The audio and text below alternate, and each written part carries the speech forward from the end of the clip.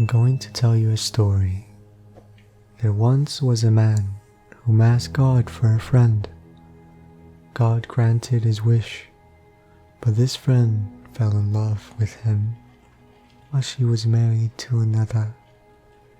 He didn't feel the same way towards her, so things didn't work out. He tried to fight for her, to still be by her side in friendship. But she walked away, and all he wanted was a friend. This man changed his prayer. He asked God for a wife. God heard his cry.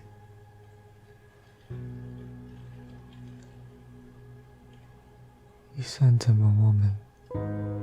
This man recognized by the very name what God planted deep into his heart long ago.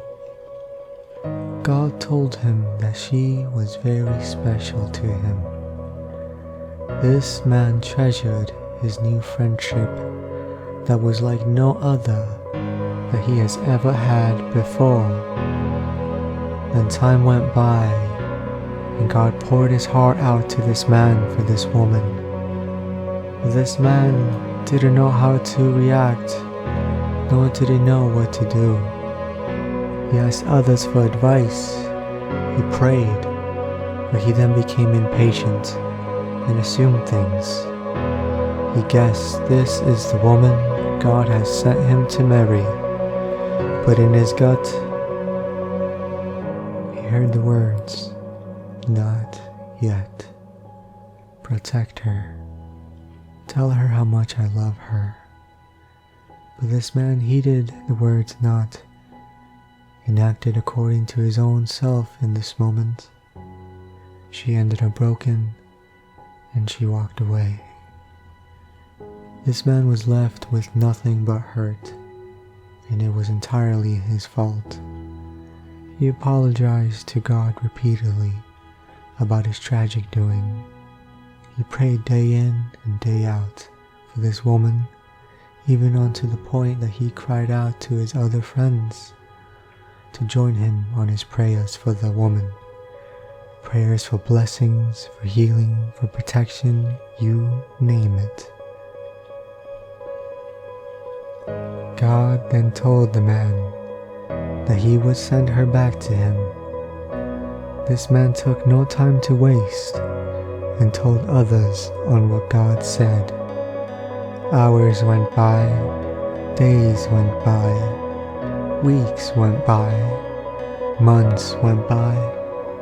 Some friends thought he was crazy, seeing the time that went by, but this man kept his faith that God was still honoring his promise. And after around an year went by or so, she returned to this man. His friends were shocked, but this man rejoiced and welcomed her as if nothing happened, and he knew he had no one but God to thank for her return. Sadly, not all stories are as movies. This man soon after fell deep in love for her from his own being, and not assuming that God sent her for marriage, but he knew that he loved her and wanted to spend all days of his life with her.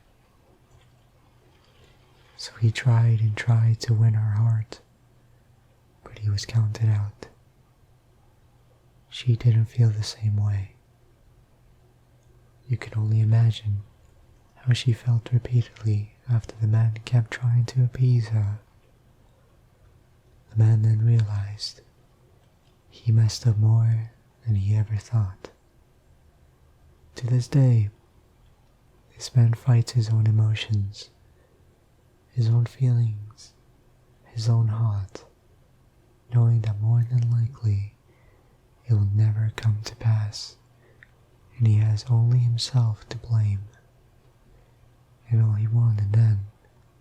was a lifelong partner, a companion, a wife. But this man, as time went by, began to learn from his life experiences and changed.